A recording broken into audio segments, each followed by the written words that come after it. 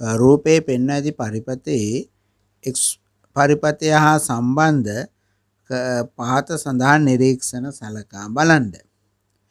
සරල ධාරා ජව සැපයීමකට සම්බන්ධ කළ විට මිලිඇම්පියර් 100ක අඛණ්ඩ ධාරාවක් ගලා යයි. ඒ කියන්නේ බැටරියකට කෙලින්ම හයි කරාම මිලිඇම්පියර් 100ක ධාරාවක් යනවා කියන්නේ මේ මාර්ගයේ ප්‍රතිරෝධයක් තියෙනවා ඇති. ඒතර V සමානයි IR අනුව මිලිඇම්පියර් 100ක් කියන්නේ පොඩි ධාරාවක්නේ. ඇම්පියර් ගණන් නෙමෙයිනේ, ඇම්පියර් වලින් 0.1. එහෙමනම් පොඩි මොකක් හරි ප්‍රතිරෝධයක් ඇති.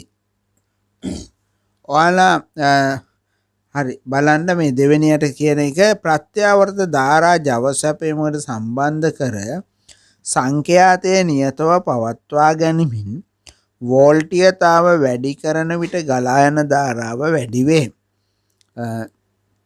හිතන්න මෙන්න මෙහෙම දෙයක්. දැන් අපි මේ විදුලි පද්ධතියක මෙහෙම හිතමුකෝ. දැන් ඔන්න මේ බල්බයක් තියෙනවා. මේ බල්බයට මම සවි කරනවා ප්‍රත්‍යාවර්ත විදුලිය සම්බන්ධ කරලා මේකට මම දානවා ධාරිත්‍රකයක්. ඉතින් දැන් අපිට හිතෙනවා දැන් ධාරිත්‍රකයේ charge වුණාම ධාරාව යන්නේ නැහනේ. එතන මේ බල්බේ දැල් වෙන්නේ නැහැ කියලා. නමුත් එහෙම නෙමෙයි වෙන්නේ. මේ ධාරිත්‍රකයේ ධන ලෙස මේ විදුලි සැපීමේ මේ පැත්ත ධන මේ පැත්ත ඍණ වෙලාවේ මේ ධාරිත්‍රකයේ තහඩු ධන මේක ඍණ වෙලෙ charge වෙනවා. ඒ කියන්නේ charge වෙනවා කියන්නේ ධන ආරෝපණ ඔහම යනවා. ඊට පස්සේ මේකෙන් ධන ආරෝපණ මෙහෙම යනවා. ඒතකොට බල්බය ඇතුලෙන් ධන ආරෝපණ ගිය නිසා බල්බය දැල් වෙනවා. ඊට පස්සේ මේකේ ධන ඍණ මාරු වෙනකොට මේ පැත්ත ඍණ මේ පැත්ත ධන වෙනකොට අර ධන ආරෝපණ ටික ආපහු මෙතෙන්ට එනවා. මෙහෙන් ධන ආරෝපණ යනවා. ඒතකොට නැවතත් බල්බය දැල් වෙනවා. ඒ කියන්නේ AC කරන්ට් එකට ප්‍රත්‍යාවර්ත විදුලියට ධාරිත්‍රකයක් දැම්මහම ඒක හරහා ධාරාව යනවා කියලා තමයි අපි සලකන්නේ. එතකොට ඒකත් හරියට ප්‍රතිරෝධයක් වගේ. නමුත් ඒකට අපි ප්‍රතිරෝධය කියන්නේ නැහැ. ඒකට කියන්නේ ප්‍රතිබාධනය කියලා. ඒකේ අගේ එන සූත්‍රයක් තියෙනවා. මම දැනට මෙහෙම කියන්නම්. සංඛ්‍යාතයේ වැඩි වෙනකොට ඒ ප්‍රතිරෝධය අඩු වෙනවා. ප්‍රතිරෝධනේ ප්‍රතිබාධනය කියලා කියන්නේ ඒක අඩු වෙනවා. එතකොට සංඛ්‍යාතයේ වැඩි කරන්න බාධකයේ අඩු වෙනවා කියන හොඳට විදුලිය යනවා. එහෙමනම් සංඛ්‍යාතයේ වැඩි කරාම හොඳට විදුලිය යනවා නම් අපිට කියන්න පුළුවන් මේකේ ධාරිත්‍රකයක් ඇති කියලා. නමුත් ධාරිත්‍රකයක තව සිද්ධියක් තමයි සරල ධාරාවක් එවුවොත් ධාරිත්‍රකේ charge වෙනවා. එතනින් එහාට කිසිම ධාරාවක් යන්නේ නැහැ.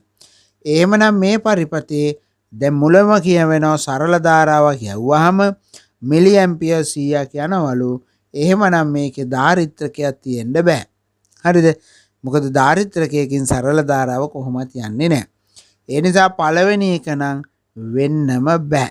පළවෙනි එක නෙවෙයි දෙවෙනි එක. දැන් පළවෙනි එකේ හැටියට ධාරිත්‍රකයක් තියෙන්න බෑ. මේකේ ධාරිත්‍රකයක් නැති වෙන්න ඕනේ. ප්‍රත්‍යාවර්ත ධාරා ජව සැපයීම සම්බන්ධ කරලා සංඛ්‍යාත එහෙමම තියෙද්දී හරි වෝල්ටීයතාව වැඩි කරන විට ගලා යන ධාරාව වැඩි වේ. ඉතින් ඕ ප්‍රතිරෝධයකින් ඒක එහෙම වෙනවා. දැන් මේක ප්‍රතිරෝධයක් නම් තියෙන්නේ. මේ ප්‍රතිරෝධය අනුව මේ පළවෙනි එකත් හරි දෙවෙනි එකත් හරි. තුන්වෙනි එක බලමු. ප්‍රත්‍යාවර්ත ධාරා ජව සැපයීමකට සම්බන්ධ කර වෝල්ටීයතාව නියතව තබා ගනිමින්. ඒතර වෝල්ටීයතාව නියතයි. සංඛ්‍යාතයේ වැඩි කරන විට ගලා යන ධාරාව අඩු වේ. අන්න ඒවා වෙන්නේ දඟර වලින්. දැන් මෙහෙම දඟර වලට අපි කියන්නේ ප්‍රේරක කියලා. දඟරයක් දාලා තව බල්බයක් දාලා අපි හිතමු මෙයාට අපි ප්‍රත්‍යාවර්ත විදුලිය දෙනවා. ඒතර ප්‍රත්‍යාවර්ත විදුලිය දෙනකොට මේ පැත්ත ධන නම් මේ පැත්ත ඍණ නම් අන්න ධාරාව ගිහිල්ලා බල්බේ දැල් වෙනවා. ඊට පස්සේ මේ පැත්ත ඍණ මේ පැත්ත ධන වෙනකොට අනිත් පැත්තට ධාරාව ගිහිල්ලා බල්බය දැල් වෙනවා. හැබැයි මෙන්න මේ ධන ඍණ මාරු වෙනකොට මෙන්න මෙහෙම සිද්ධියක් වෙනවා. මේ දඟරයෙන් චුම්බක ක්ෂේත්‍රයක් හදන මේ දඟරයක්නේ තියෙන්නේ ඔතලනේ තියෙන්නේ. එතකොට මේ පැත්තේ ධන වෙලාවේ යම් විදියකට චුම්බක ක්ෂේත්‍රයක් හදනවා. මේ පැත්ත ඍණ වෙලා මේ පැත්ත ධන ඊළඟ පැති මාරු වෙනකොට අර චුම්බක ක්ෂේත්‍රය නිසා ධාරාවට බාධා ඇති වෙනවා.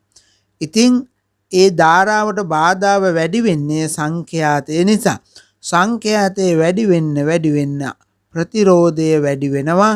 එතකොට සංඛ්‍යාතය වැඩි වෙන්න ගලන ධාරාව අඩු වෙනවා. ඒ ධාරාව ප්‍රතිරෝධය කියන්නේ බාධකනේ. බාධකේ වැඩි වෙනවා නම් ධාරාව අඩු වෙනවා. එහෙනම් දඟරයක් තිබුණොත් සංඛ්‍යාතය වැඩි කරන විට ගලා යන ධාරාව අඩු වෙනවා.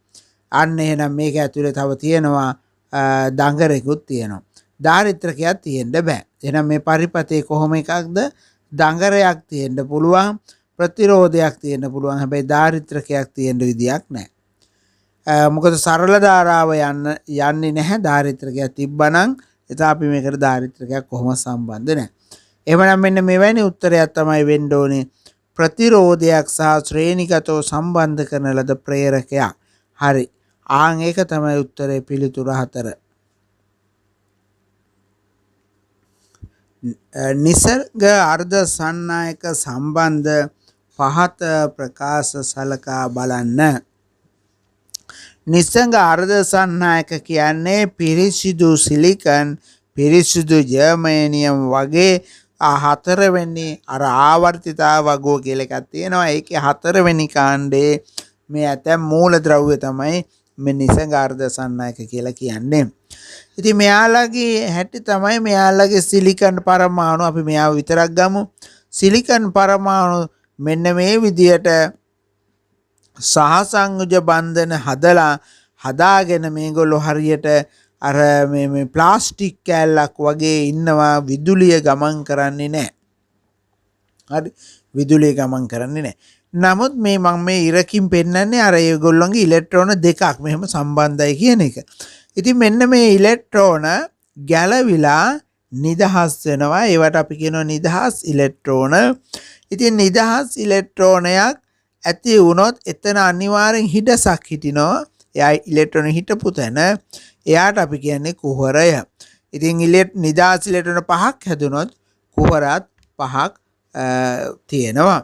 ඉතින් මේ අර්ධ සන්නායක මේ නිසංග අර්ධ සන්නායක නිසක කියන්නේ පිරිසිදු කියන එක, වෙනත් ಜಾති නැති කියන අර්ධ සන්නායකයකට අපි මේ වගේ කෑල්ලකට විදුලිය ලබා දුන්නොත් අපි බැටරියක් මෙහෙම දානවා. මේ පැත්තෙන් බල්බයක් දැම්මොත් අනේ මේ බල්බ් එක යන්තම් ඕනනම් දැල් වෙයි. මොකද හේතුව මේකේ ධාරාව යන්නේ මේක සහසංයුජ බන්ධන වලින් හැදිලා තියෙනවා. මේකේ මොනවාරි හේතුවකින් නිදහස් ඉලෙක්ට්‍රෝන කිහිපයක් හැදිලා තියෙනවා. කුහර කිහිපයක් හැදිලා තියෙනවා. අන්න ඒ නිසා මේ නිදහස් ඉලෙක්ට්‍රෝන ධන පැත්තට තල්ලු වෙනවා. එතකොට කුහර අනිත් පැත්තට යනවා කියලා අපි කියන්නේ ඇත්තටම යන්නේ නැහැ. ඒ කියන්නේ ඉලෙක්ට්‍රෝන මෙහෙම යනකොට අර කුහරයක් අනිත් පැත්තට යනවා වගේ පේන්නේ. ඉතින් අන්න එහෙම කොහොම හරි ධාරාවක් යනවා, බල්බය දැල් වෙනවා. එතකොට යම් විදියකින් මෙන්න මේ අර්ධ සන්නායක කැලේ උෂ්ණත්වය වැඩි රත් කළොත් එහෙම මෙන්න මේ බන්ධන කැඩිලා තව නිදහස් ඉලෙක්ට්‍රෝනයි කුහරයි හැදෙනවා. ඒ නිදහස් ඉලෙක්ට්‍රෝනයි කුහරයි දෙන්නම උදව්වෙන් තමයි මේ ධාරාව යන්නේ. අන්න තවත් දීප්තිය වැඩි වෙනවා. ඔන්න නිසංග අර්ධ සන්නායක කියන්නේ ඔය වගේ දෙයක්. එයාව රත් කරොත් උෂ්ණත්වය ඉහළ දැම්මොත් එයාගේ සන්නායකතාව වැඩි වෙනවා. බාධකය ඒවත් ප්‍රතිරෝධය අඩු වෙනවා. ඒතර හොඳට ධාරාව යනවා. හරිද? ඔහොම තමයි නිසංග අර්ධ සන්නායක. මේ නිසංග අර්ධ සන්නායකයකට අපි කියන්නේ පිරිසිදු සිලිකන් කැබල්ලකට තුන්වන කාණ්ඩයේ ඉන්නේ බෝරෝන් වගේ දෙයක් මාත්‍රණය කළා කලවම් කරලා අපි ඒකට කියන මාත්‍රණය කළා හදන අර්ධ සන්නායකයට අපි කියනවා P වර්ගයේ අර්ධ සන්නායක කියලා. ඒ වගේම සිලිකන්ට කලවම් කරොත් එහෙම පස්වන කාණ්ඩේ නාසනික් වගේ දෙයක් කලවම් කරොත් අපි ඒ කලවම් කරලා හදන අර්ධ සන්නායකට අපි කියනවා N වර්ගයේ අර්ධ සන්නායක කියලා. හරිද? ඉතින් ඔහොම අර්ධ සන්නායක හදතයි. ඉතින් අර නිසං අර්ධ සන්නායකට වලට වඩා මෙන්න මේ වගේ කලවම් කරලා හදන අර්ධ සන්නායක අපි ඒවට කියන්නේ බාහ්‍ය අර්ධ සන්නායක. මේ බාහ්‍ය අර්ධ සන්නායක වල විද්‍යුත් සන්නායකතාව වැඩි. ඒ කියන්නේ උෂ්ණත්වයේ සමග ලොකු වෙනසක් වෙන්නේ නැහැ. දැන් මේකේ නම් උෂ්ණත්වයේ සමග ලොකු වෙනසක් වෙනවා. අපි බලමු කියවලා. කාමර උෂ්ණත්වයේදී නිදහස් ඉලෙක්ට්‍රෝන සංඛ්‍යාව හා සමාන කුහර සංඛ්‍යාවක් ඇත. මේකේ ඇත්ත නිදහස් ඉලෙක්ට්‍රෝන 10 නම් කුහරත් 10යි. හැබැයි මෙන්න මේ P වර්ගයේ අර්ධ සන්නායකවල මේ බෝරෝන් කියන තුන්වෙනි කාණ්ඩෙනේ. එයාව කලවම් කරපු ගමන්ම මේක ඇතුලේ කුහර වෙනම හැදෙනවා. ඒ කියන්නේ මේකේ කොයි වෙලෙත් කුහර තියෙනවා. ආසනික කියන්නේ පස්වෙනි කාණ්ඩේ. මොකද බන්ධන හදන්න ඕන ඉලෙක්ට්‍රෝන 4යි. ඒ නිසා N වර්ගයේ අර්ධ සන්නායකවල කොයි වෙලෙත් ඉලෙක්ට්‍රෝන නිදහස් ඉලෙක්ට්‍රෝන වැඩිපුර ওই විදියට තියෙනවා. හරි. ඉතින් ඔන්න ඔහමයි වෙන්නේ. එහෙනම් කොහොම හරි පළවෙනි එක හරි නිසංග අර්ධ සන්නායකයේ කුහරයි ඉලෙක්ට්‍රෝනයි සමානයි. ගලා යන ධාරාවට නිදහස් ඉලෙක්ට්‍රෝන පමණක් දායක වේ. නෑ මේ ධාරාවට හේතු වෙන්නේ නිදහස් ඉලෙක්ට්‍රෝනයි කුහරයි දෙකම හේතු වෙනවා. ඒ නිසා මේගොල්ලන්ගේ මේ B ප්‍රකාශය වැරදි. තුන්වන කාණ්ඩයේ මූලද්‍රව්‍ය මාත්‍රණය කිරීමෙන් තුන්වෙනි කාණ්ඩය මාත්‍රණය කිරීම N වර්ගයේ අර්ධ සන්නායක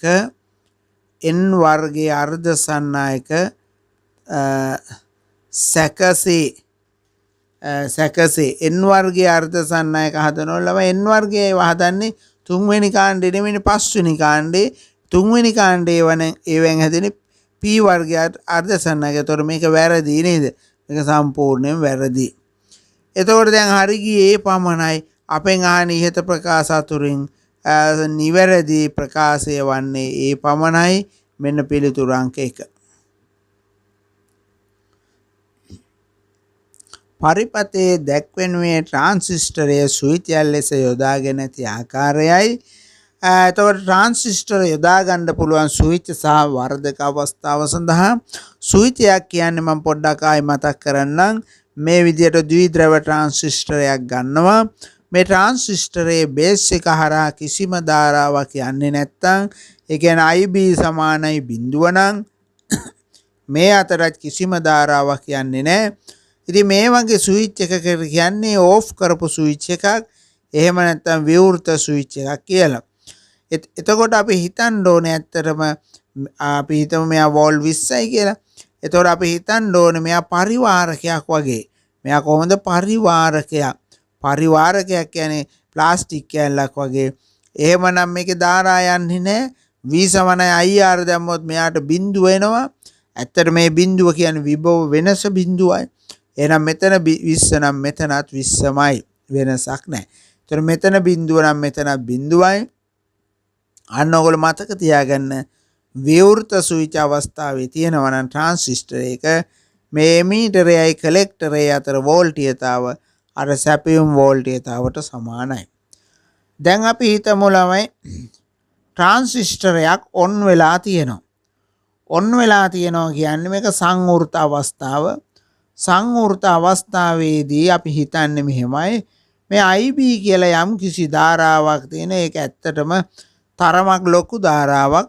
ඒ කියන්නේ මේව සන්තුෂ්ත කරන්න ඕන කරන ධාරාවක් තියෙනවා. අපි ඒක මේකේ හොයලා බලමු.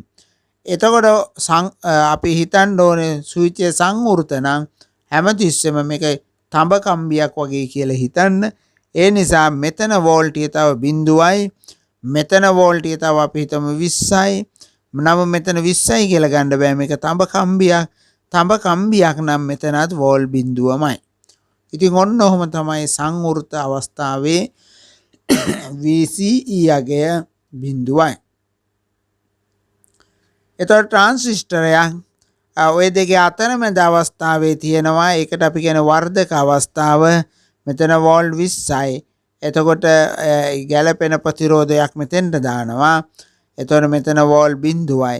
අපි වර්ධක අවස්ථාව කියලා කියන්නේ මෙයා තනිකර ප්ලාස්ටික් කෑල්ලකුත් නෙමෙයි තඹ කෑල්ලකුත් නෙමෙයි අතරමැද අවස්ථාවේ අපි ඒක මෙහෙම ගන්නවා. වර්ධක අවස්ථාවේ හොඳම අවස්ථාව හැටියට ගන්නේ අපි සපයන්නේ වෝල්ට් 20 නම් මෙතෙන්ට එනවා. ඒකෙන් භාගයක් හරියටම වෝල්ට් 10යි.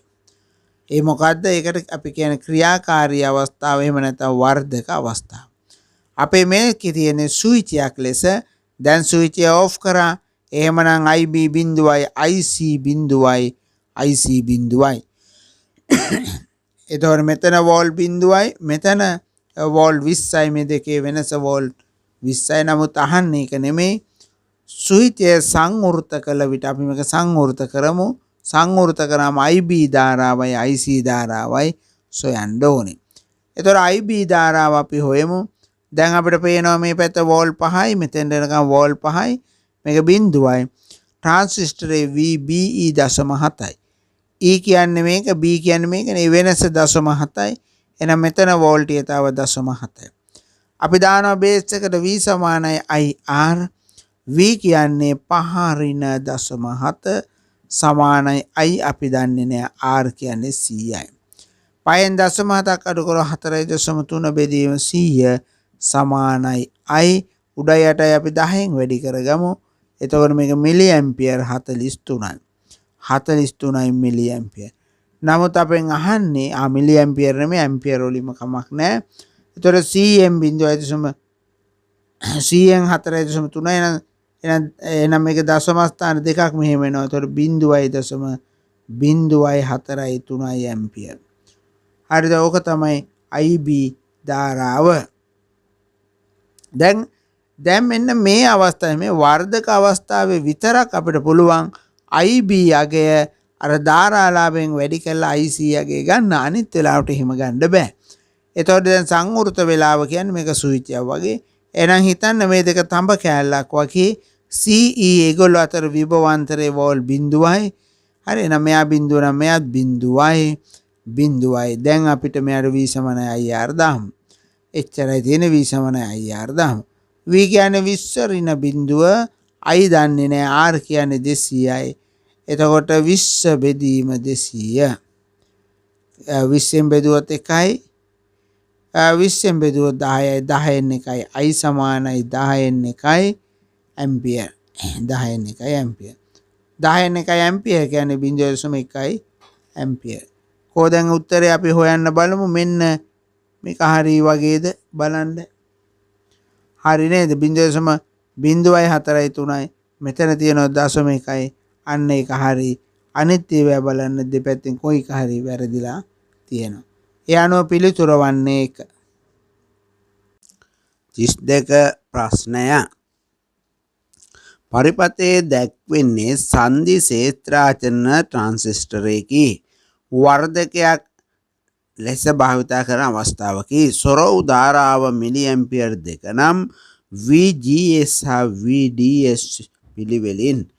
ඉතින් අපිට මෙන්න මේ සොරවු ධාරාව සොරවු කියන්නේ මේ D කියලා කියන්නේ මේ අග්‍රය මේ අග්‍රයට කියන්නේ S ප්‍රභවය මේකට කියන්නේ G. එහෙමයි. දැන් අර අපි සාමාන්‍ය ද්විද්‍රව ට්‍රාන්සිස්ටරේ ගත්තොත් ඒකේ මේකේ මීටරය කලෙක්ටරය බේස් එක හරි ඔහොම තියෙන්නේ.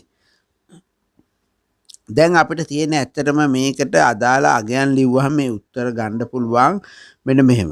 දැන් හිතන්නකෝ අපිට මෙන්න මේ වායේ දැන් මෙහෙම එකක් හිතන්න. මෙන්න මේකේ කුඩා IB ධාරාවක් ගියාම ඒ වගේ 100 ගුණයක් විතර මෙහෙන් එනවා. හරි ඔය වගේ තමයි මෙයා. ඒ කියන්නේ මෙයාව ක්‍රියාත්මක කරන්නේ මේ කුඩා IB ධාරාවකින්. බේස් එකේ යන ධාරාව. දැන් මෙයාව ක්‍රියාත්මක කරන්නේ මෙන්න මේ ගේට් එකට එන ඍණ වෝල්ටීයතාවයෙන්. හරිද? ඍණ වෝල්ටේජ් එකකින්. කවදාමවත් මේකින් දැන් මේකට ධාරා යන්නේ නැහැ. හරිද? ධාරා යන්නේ නැහැ. එහෙමනම් මේ මාර්ගයේ ධාරා යන්නේ නැහැ. හරිද? ඒතොර ධාරාවක් යන්නේ නැත්නම් විභව අන්තරයක් නැහැ. ඩෙල්ටා V සමානයි IR. ඒතොර ප්‍රතිරෝධයක් තියෙනවා. ඒතොර ධාරාවක් යන්නේ නැත්නම් I බිඳුව නම් විභව අන්තරය නැහැ. කියන්නේ මෙතන වෝල් බිඳුව නම් මෙතනත් බිඳුවයි කියලාමයි ගන්නෙ. දැන් මේගොල්ලොන්ගේ නම් ක්‍රියාත්මක වෙනකොට මෙතන බිඳුවයි වෝල් නම් මෙතන 0.7යි වෝල්. මෙයාගේ දැන් මේ වෙලාවේ කිසිම ධාරාවක් යන්නේ නැති නිසා අර මෙතනට වඩා මෙතන බිඳුව නම් මෙතනත් බිඳුවයි කිසිම ධාරාවක් යන්නේ නැහැ. හරි? ඔන්න වෝල් බිඳුවයි G. ඒ කියන්නේ අපි දැන් මෙහිමයි දැන් VGS අහනවා නම් G ගේ වෝල්ටීයතාව ඕනේ S ගේ වෝල්ටීයතාව ඕනේ ඊට පස්සේ දෙක අඩු කරාම උත්තරේ එනවා. හරිද? දැන් අපිට තියෙන්නේ මෙන්න මෙයාගේ විභව අන්තරය හොයමු. ඕම්ගේ නියමයෙන් අපි හොයන්නේ විභව අන්තරය ඩෙල්ටා V සමානයි IR. නිකන් V සමානයි IR ලිව්වත් කමක් නැහැ.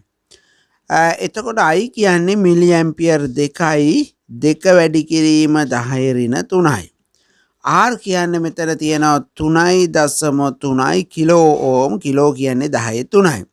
මේ 10 3ට 10 ඍණ 3 කැපිලා යනවා. එතකොට එනවා 6.6යි වෝල්ට්. එතකොට කවුරු හරි මෙතන 6.6ක් ලිව්වොත් වැරදි. දැන් මොකද මේ පැත්තේ වෝල්ට් 0යි මේ පැත්තේ වෝල්ට් 15යි ධාරාව මෙහෙම එනවා. මේකේ තේරුම තමයි 6.6ක වෙනසක් තියෙනවා. ඉතින් මීට වඩා මේක 6.6ක් අඩු වෙන්න ඕන. ඒ නිසා 15.0න් අඩු කරන්න 6.6. 10න් 6ක් 4යි මෙතන 4යි 14න් 6ක් අඩු කර 8යි එතකොට 8.4යි. හරිද? අන්න මේ වෝල්ටේජ් එක මෙන්න මෙතන වෝල්ටේජ් එක 8.4යි වෝල්ට්. දැන් අපි යමු මෙන්න මෙයාටත්. මොකද මේ ධාරාව ඔහොම දිගට එනවා. දැන් මේකෙත් එහෙමයි. මේ IC වලින් ආවනම් ධාරාවක් ඒකම IE යනවා කියලා ගන්නෙ.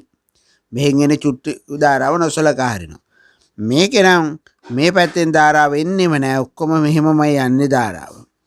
එතකොට මෙතනින් යන්නේ අර ධාරාවම නිසා V සමානයි IR ඩෙල්ටා V සමානයි IR. I කියන්නේ 2 වැඩි කිරීම 10 ඍණ 3යි. R කියන්නේ 1.1 කිලෝ නිසා 10 3යි. මෙතන කිලෝ ඕම්. එතකොට ඒ 10 3ට ඍණ 3 කැපෙනවා. දෙවරක් 2.2 වෝල්ට්. අන්න එතකොට විභව වෙනස තමයි මේ ආවේ 2.2 කියලා. එතකොට අපිට මේ පැත්තෙන් නම් හදන් එන්න දන්නේ නැහැ. මොකද මේ දෙකේ වෙනස දන්නේ නැහැ. මෙතන හැබැයි බිඳුවයි ඊට වඩා මෙතන වැඩි. මොකද ධාරාව ගලන්නේ විභවයේ වැඩි තැන ඉඳන් අඩු තැනට. ඉතින් මේ 15යිනේ. දැන් මේ අතර ධාරාව එනවා.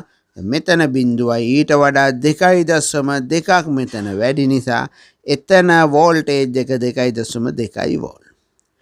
අන්න අපි දැන් D ගේ වෝල්ටේජ් එක හෙව්වා S ගේ වෝල්ටේජ් එක හෙව්වා. අන්න අපි හොයාගමු V අපෙන් අහන්නේ VDS වෝල්ටේජ් එක. අතර 8.4යි S ගේ වෝල්ටේජ් එක 2.2යි. එතකොට වෙනසනේ ඕනේ. 4න් 2ක් අඩු කරොත් 2යි 8න් 2ක් අඩු කරොත් 6යි 6.2යි වෝල්ට්. හරිද? 6.2යි වෝල්ට්. දැන් අපිට VGS අපි දැන් මේ වෙනකොට G හෙව්වා S උත් හෙව්වා.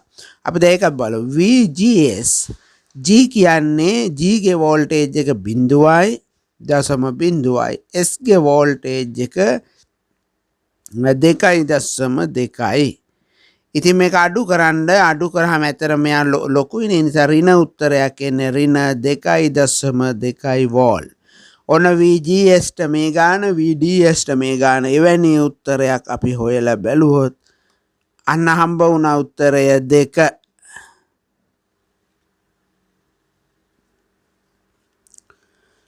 ඉහත පරිපතයේ IS ධාරාව කොච්චරද? IS කියලා කොහෙද ලියලා තියෙන්නේ කියලා පොඩ්ඩක් අපි බලමු. I3 ධාරාව මෙන්න මේ තියෙන I3 ධාරාව ඒක කොච්චරද කියලා තමයි අහන්නේ. දැන් මේ කාරකාත්මක වර්ධකය මේක ඇවිල්ලා සංවෘත පුඩු මෙන්න මේම තිබ්බනම් අපි ඒ කියන්නේ මේ පැත්ත ඍණේ ඉඳලා අවුට්පුට් එකට මොකුත් හයි කරලා නොතිබුණා නම් ඒකට අපි කියන්නේ විවෘත පුඩු. මේක සංවෘත පුඩු. සංවෘත පුඩු නම් එවැන්නක ගැටලු විසඳන්න අපි පාවිච්චි කරන්නේ ස්වර්ණමය නීතිය. ස්වර්ණමය නීතිය කියන්නේ අර ඉන්පුට් අතර විභව අන්තරය 0යි. ඒ කියන්නේ මෙතන වෝල්ටේජ් එක 5 නම් මේකත් 5 යන්නේ වගේ ඒ දෙන්න සමානයි. ඒක තමයි එක නීතියක්. ඊළඟ නීතිය තමයි ඒ ධාරාවන් හරි ඩෙල්ටා I සමානයි 0යි. I සමානයි 0යි කියන්නේ ඉන්පුට් ධාරාවන් 0යි. හරි ඒ කියන්නේ මේ වෑන් ඇතුළට කිසිම ධාරාවක් යන්නේ නැහැ. ඉතින් ওই නීති දෙක පාවිච්චි කරමු. අපි දැන් දන්න දේවල් ලියාගෙන යමු. මෙතන වෝල්ට් 0යි මේ වෝල්ට් 0යි. එතකොට මේ කම්බියේ මෙතනත් වෝල්ට් බිඳුවයි. අර ස්වර්ණමය නීතිය පළවෙනි එකට අනුව මෙතනත් වෝල්ට් බිඳුවයි. හරිද? දැන් මේ සෙනර් ඩයෝඩ් වල ලක්ෂණය තමයි සෙනර් ඩයෝඩයක් අපි පොඩ්ඩක් කියන්නම් මෙහෙම. දැන් මේ සෙනර් ඩයෝඩයක් අපි ගත්තොත් එහෙම වෝල්ට් 8ක එකක් ගන්නවා අරගෙන ප්‍රතිරෝධයකුත් දාලා මේකට හයි කරොත් වෝල්ට් 20. හරිද? මේ හරියටම මෙයාගේ දෙපැත්තේ පවතින 8යි. හරිද? ඉතුරු 12ම මෙයාට එනවා. අපි වෝල්ට් 20 නැතුව අපි මෙතන වෝල්ට් 15ක් දැම්ම කියලා. 15න් 8ක් මෙයාට ලැබෙනවා. ඉතිරි 7 මෙයාට ලැබෙන්නේ අන්නේම. එතකොට කොයි වෙලෙත් මෙයාගේ දෙපැත්තේ එකම වෝල්ටේජ් එක තියාගන්නවා. තියාගන්නේ මොන වෝල්ටේජ් එකද? අර සෙනර් වෝල්ටේජ් එක. අපි කඩෙන් සෙනර් ඩයෝඩයක් ඉල්ලනවා නම් මේ සෙනර් වෝල්ටේජ් එක ඉල්ලන්න ඕනේ. ඒ වගේම අපි ඉල්ලන්න ඕනේ යාගේ ක්ෂමතාවත්. මොකද ක්ෂමතාව කියන්නේ ඒකෙන් අපි හොයාගන්න ඕනේ යාගෙන් කොච්චර ධාරාවක් යවිය හැකිද කියලා. ඒ දෙක තමයි කියලා ඉල්ල ගන්න ඕනේ. හොඳයි දැන් මේකේ නම් සෙනර් ඩයෝඩ් 5 වෝල්ට්. ඒ නිසා මෙහෙම ධාරාව එනකොට මෙතන අනිවාර්යෙන් වෝල්ට් 5ක් මේ සෙනර් ඩයෝඩ් එක විසින් තියාගන්නවා. මෙතන 10 8 මොකක් වුණත් මෙතන 5යි. දැන් මේ වෙලාවෙත් මෙතන 5යි වෝල්ට් තියාගන්නවා. ඉතින් බලන්න මේක කොහෙන් හරි ගාන හදන්න ක්‍රමයක් අපිට එන්න ඕනේ. ඉතින් අපිට එනවා. දැන් මෙතන ඉඳලා මෙතනට. මෙතන ඉඳලා මෙතනට මෙතන වෝල්ටේජ් එක බිඳුවයි මෙතන 5යි. අන්න මෙතන ප්‍රතිරෝධය දන්න නිසා අන්න ඒ ධාරාව අපිට හොයන්න පුළුවන්. දැන් මෙතනත් ධාරාව හොයත හැකියි. මේක 10යි මේක 5යි. හැබැයි ඒ ධාරාවෙන් කොටසක් මෙහෙට යනවා කොටසක් මෙහෙට යනවා. ඒ නිසා ඒක හොයනවට වඩා ලාභයි. හරිද? මේකට v සමානයි IR දැම්මොත් ආයි අපිට මේ ධාරාව දෙකට බෙදෙනවනේ. වැඩේ අවුල් වෙලා මේ ධාරාව හම්බ වෙන්නේ නැහැ. මේ ධාරාව හොයන්න නම් එයාට කෙලින්ම v සමානයි IR දාමු. අපි දාමු දැන් v සමානයි IR. මෙතන වෝල්ටේජ් එක 5යි. ඒ ප්‍රතිරෝධය අනිත් පැත්තේ වෝල්ටේජ් එක බිඳුවයි. I කියන එක තමයි අපි දන්නේ නැත්තේ. R කියන්නේ 500යි. එහෙනම් 500න් 5යි 100න් අපි දැන් මේක 5යිනේ. 5න් බෙදුවොත් මේක 100යි මේක 1යි. එතකොට I කියන්නේ CN 1යි ඇම්පියර් 1000න් නම් 10යි. ඒ කියන්නේ මිලි ඇම්පියර් 10යි. ඒගොල්ලෝ දශම හැටියට ලියලා තියෙන CN 1යි කියන්නේ 0.01යි ඇම්පියර්. ඔන්න ධාරාව වෙනවා. දැන් මෙහෙම ධාරාව වෙනවා. ඒක තමයි මේ හොයාගත්තේ. ඒ ධාරාව යන්නේ නැහැ මේ ඊළඟ නීතිය අනුව ඉන්පුට් එකට මේ IC එක ඇතුළට ධාරාව යන්නේ නැහැ. එහෙනම් මෙහෙම යනවා. ඒ යන්නේ 0.01යි ඇම්පියර් කියන ධාරාවම තමයි. හරිද? ඒ ධාරාවමයි යන්නේ. එතකොට ඒ ධාරාව තමයි මේ පාරෙන් එන්නේ මෙතනින් අතර වෙන කොහෙටවත් පාරක් නැහැ. මෙහෙම ඉන්නේ මෙතෙන්ට. ඒ එන්නේ කීයද? 0.01යි ඇම්පියර් ධාරාවම තමයි. එහෙමනම් පිළිතුර වන්නේ 3 මෙන්න තියෙනවා පිළිතුර.